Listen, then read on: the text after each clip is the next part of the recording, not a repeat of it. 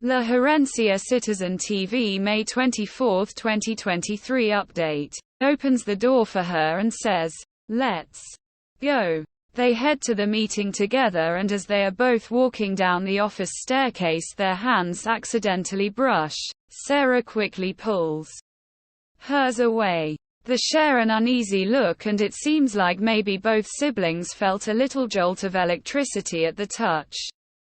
They reach the lobby and find Pedro, Lucas and Mateo awaiting them. Pedro asks if everything is okay, and Juan assures his brother everything is perfect. It's meeting time.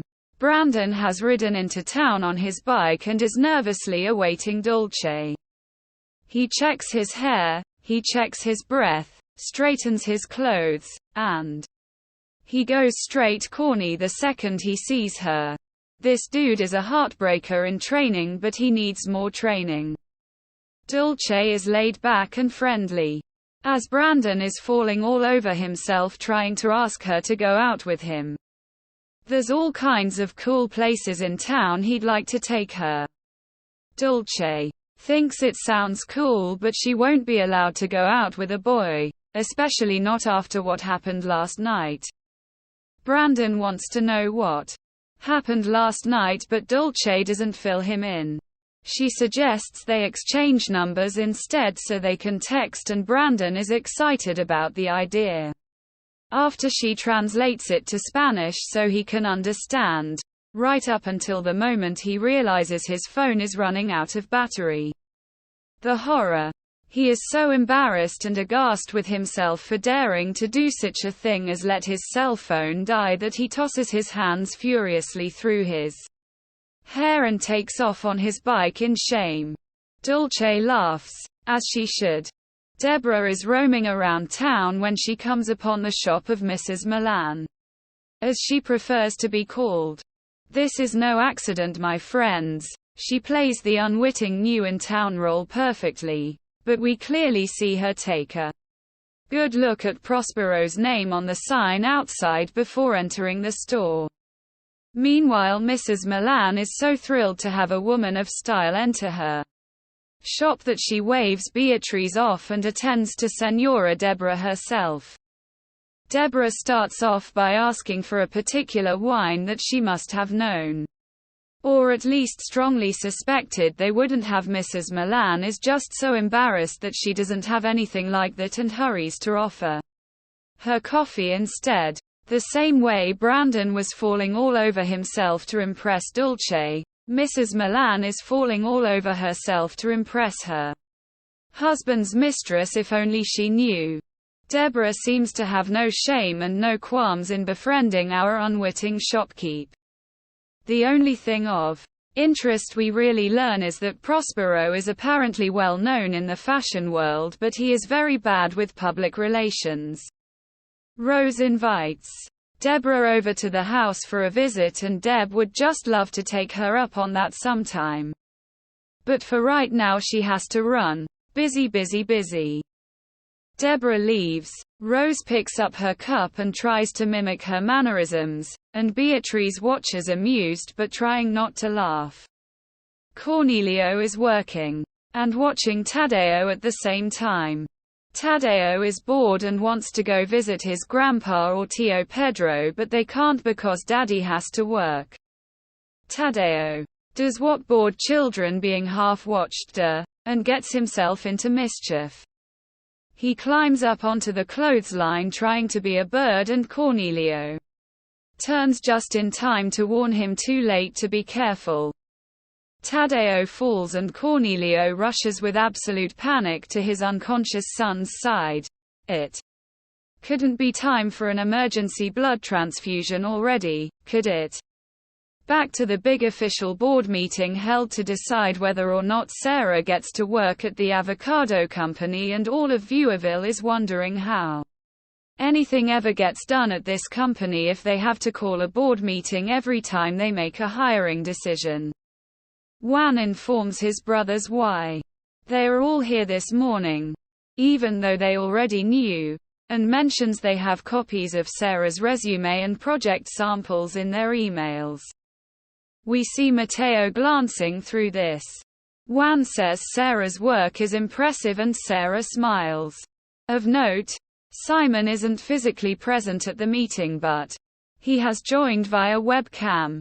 Juan urges his brothers to treat this as a business decision and not a personal choice. He asks them to raise their hands. If they vote to allow Sarah a place in the company, Lucas and Pedro raise their hands. Simon and Mateo do not, leaving Juan with the tie-breaking vote. Are you shocked? Yeah. Neither am I. Flashback to Juan getting a dressing down from Papa in the past. He shared the wrong business information with potential investors and it cost them. Dad says something like the worst thing you can do in business is look for opportunities to placate people. Juan agrees and assures his father it won't happen again. End flashback and Juan declares his vote is. Cornelio is calling Beatriz, but eagle-eyed Rosa stops her the second she glances down at the phone. Beatriz takes a glance at the client in front of her but then turns back to her phone, grabbing it up real quick. She tries to tell her husband quickly that she can't talk, but he interrupts, informing her Tadeo has fallen and is unresponsive. The ambulance is on the way but he doesn't know what to do. He won't wake up. Beatriz hightails it out of there, telling Rosa her son is hurt and it's an emergency. Rosa, to her credit, simply hands Bea her purse and tells her to run, and she hopes her son will be okay. Juan votes yes. Pedro is relieved that he and Juan finally agree on something. Simon is perturbed and signs off quickly, saying he has nothing else to say.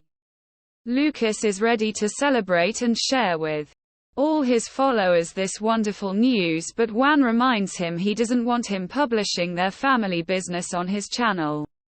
Mateo says some BS about how now that Sarita, Sarah immediately corrects him.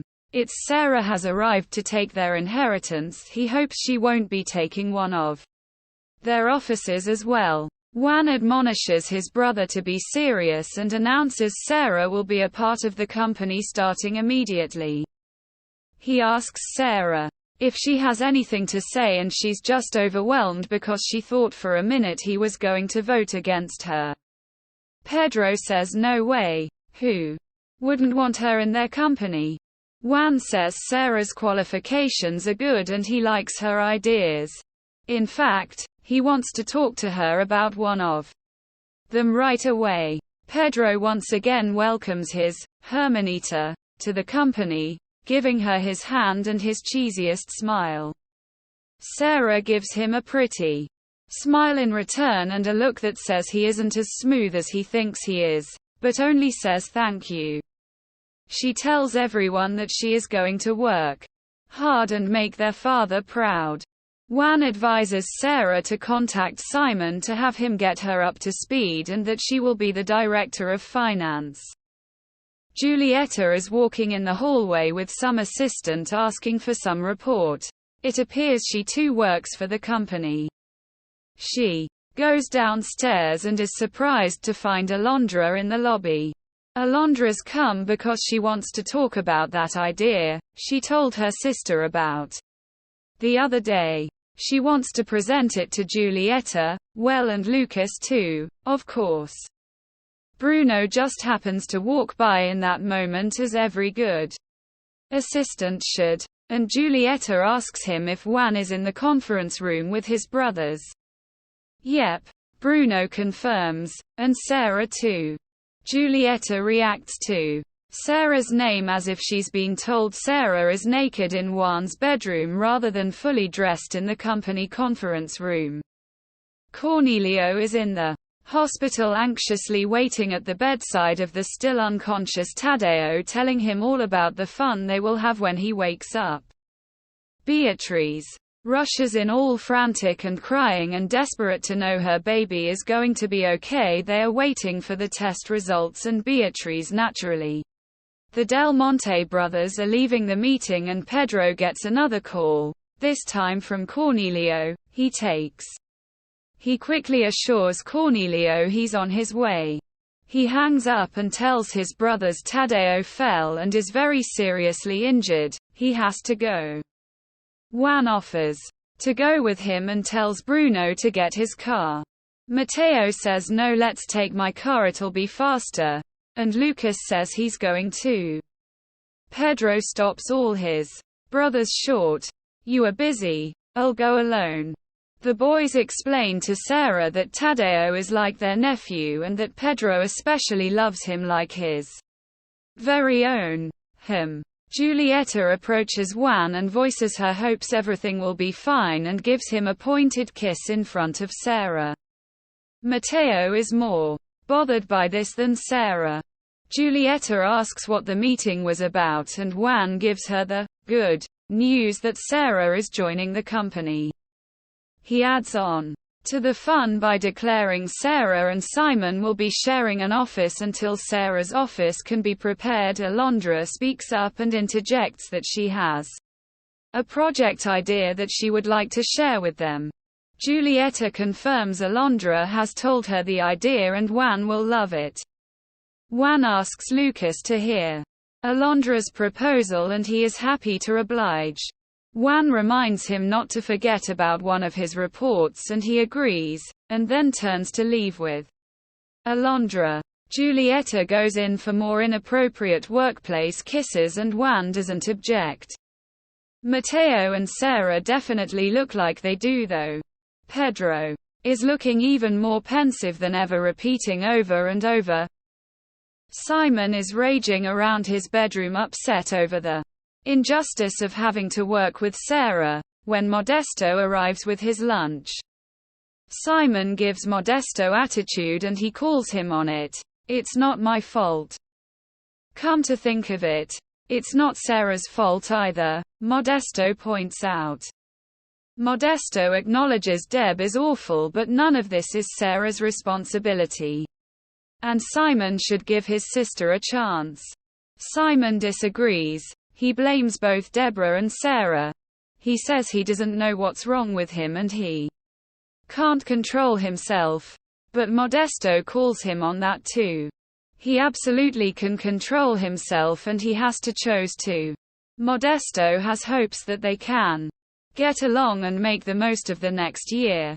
But Simon doubts it. He thinks the arrival of Sarah will bring out the worst side of all of them. Julieta and Juan are now alone in his office and Julieta throws a full-out jealous raging fit about the presence of Sarah in their lives and now the company. She is sure Sarah is a gold digger with bad intentions. Seriously, if she had found the girl on the pole in the conference room doing a striptease, this reaction would be justified. But under the circumstances, to call it over the top is being kind. Julieta does the full guilt trip of, since Sarah got here you don't even look at me, we don't go out, etc., etc., etc. Juan quickly reminds Julie it's been all of 3 days since Sarah got here. He is understandingly disturbed by Julieta's conduct and he thought they have gotten past this. Yep, that's right. It appears there's a breakup in their past where they separated because of Julieta's out-of-control jealousy. She had gotten treatment for it. It clearly worked. And she's supposed to be all Julieta 2.0 now. Julieta apologizes and says Juan is right. She's just stressed. She wants to push up the date of the wedding. Please. Back to Simon and Modesto. Modesto has another piece of advice for Simon. Forget all the grudges. Focus on Paloma and be happy. Modesto thinks Severiano adored his wife despite everything. Simon disagrees. He hurt her, made her suffer and humiliated her with his actions. Simon wonders what if Modesto had done the same.